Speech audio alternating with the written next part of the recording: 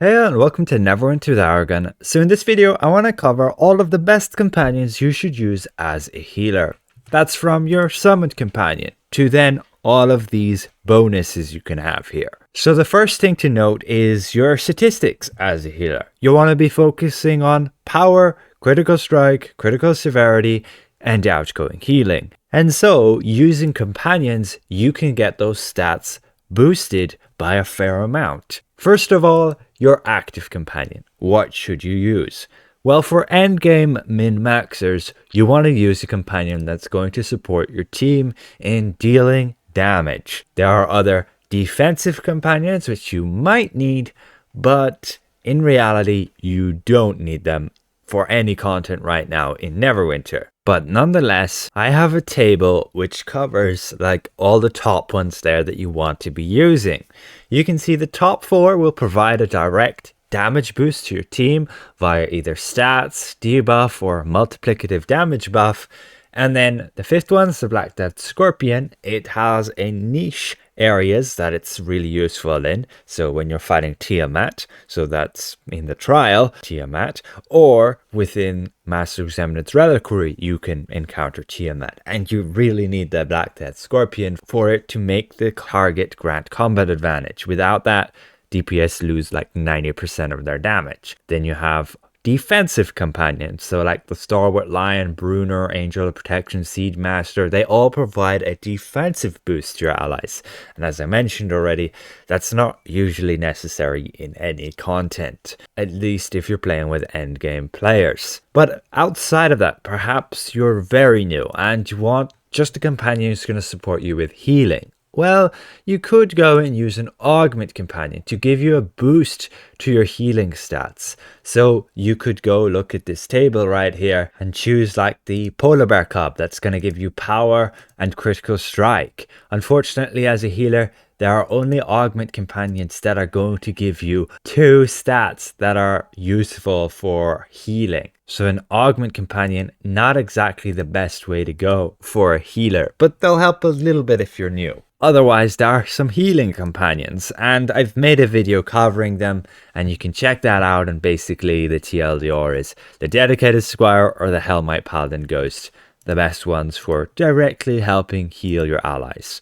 They just have some decent heal abilities, nothing compared to your own, but it'll help support you a little bit, giving them that small bits of heals that will help in the long run. But nonetheless, you are better off supporting your team by giving them a damage boost, at least if you're in endgame. So that's our summoned companion. We now move to our bonuses.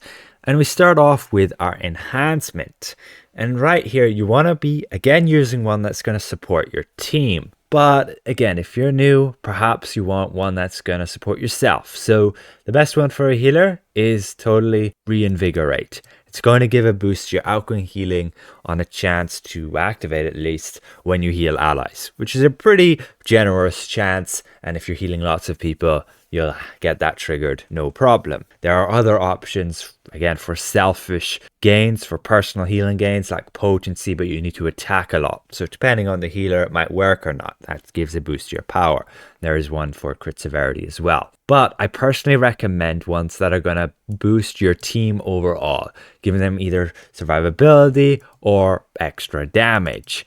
And it will depend on the healer you are. Because, for example, if I'm a paladin healer, I'm not going to attack all too often if I'm using Divine Fulmination.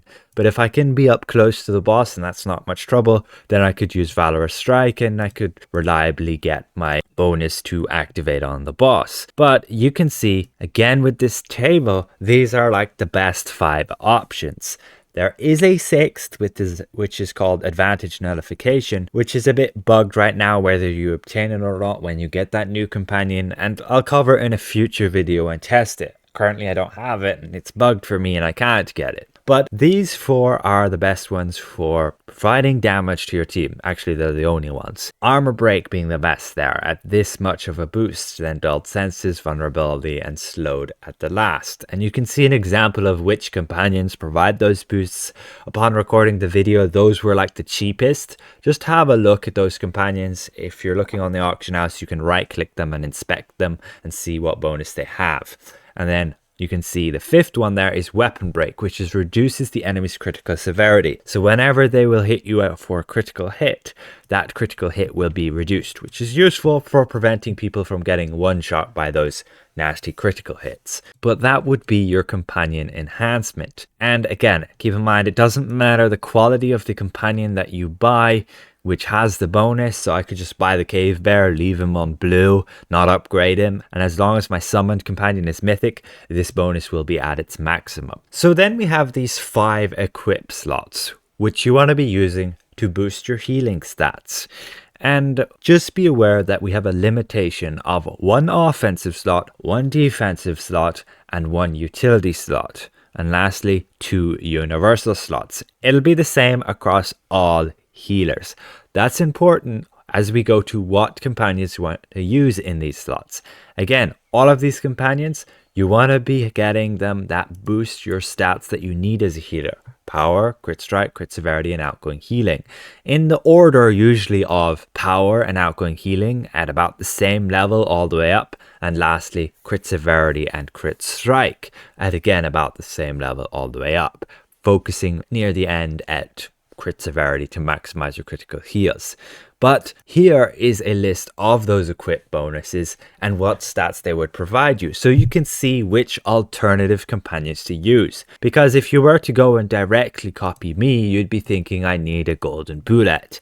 Have a look at that on the auction house on your platform, and that's probably over 5 million at this point. It's a very exclusive companion that was only available on the Zen market, and people are reselling it now for a massive profit margin because it's no longer available anywhere else. Just, you don't really need that companion. There are other options, as we see again via this table. You can see what stats you need, you can see what slots they go in, and thus you can choose those other options. For example, if we need power, you could use the Alpha Compy or the Deep Crow Hatchling. They both give 7.5% power. Just be aware which slots they go in. One goes in offense, the other in utility. And then, yeah, you can see the rest of the list there. Like if you need crit strike and crit severity, there's 5 different options here, from Swordial to the Hawk. I have them ranked somewhat in the order of the best that I would put it as. So the best would be the Tamed Velociraptor. Totally. It can provide up to an 18% maximum boost in power, 18.75% when everybody in your party uses it. And you want to be using it. It's one of the companions you want to pick up early on. It's just such a big boost. 18.75% versus another companion which only gives 7.5%. Yeah, that's more than double what one companion could provide. But all the way down the bottom here, we start to end up have like outgoing healing and forte. Forte is not too great, but it'll help a little bit in your like either performance, soul weave, or divinity regen. But at least it will benefit that. There are other companions you might find which have like outgoing healing and then a defensive stat, or power and then a defensive stat. Those can be useful and usable in some builds when you need the defensive stats to survive, but really there's not any content that you need to stack defensive stats to survive. Not anymore. You can survive the latest trial without stacking any defensive stats. As a healer, you're automatically gaining extra survivability through extra hit points, and then usually they have some other abilities as well which will provide defensive boost. But yeah, ultimately you could use the Feral Velociraptor. Like the tamed one, it can give a maximum of 18.75% stats. This companion needs to get re-released because right now it's again suffering from being really rare. Not many people have it, and so it's really expensive and it's not available in game. People who do have it can sell it for a huge profit margin because of how limited it is. But overall, that's the companions for a healer. And again, what you should use as summoned, what you should use as a companion enhancement, and then these bonuses. You may notice there are some other bonuses out there in the game that I haven't mentioned. There are some niche ones that work here and there, but most of them are not really reliable. They're not going to give you the boost for when you need them the most. And so you want to be just going with these raw stat boosts to give the best potential for you to do the best you can with your healing powers. Give your allies the biggest shields you can, or the biggest heals, so on and so forth. But yeah, you do want to be using like your summoned companion for a boost to your teammates' damage, or your enhancement as well.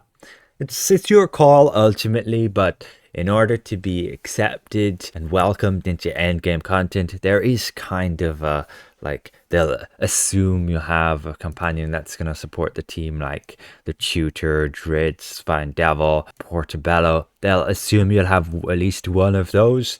Otherwise, you're not serious enough about endgame. We kind of need those bonuses to beat the content. And then it's the same with this enhancement. You're kind of incentivized to have the slot free to be used for supporting the team. And hopefully this somewhat helps you out. If you're a newer player, just be careful of the different prices of those companions. They can vary a lot. One can be super expensive, another can be cheaper.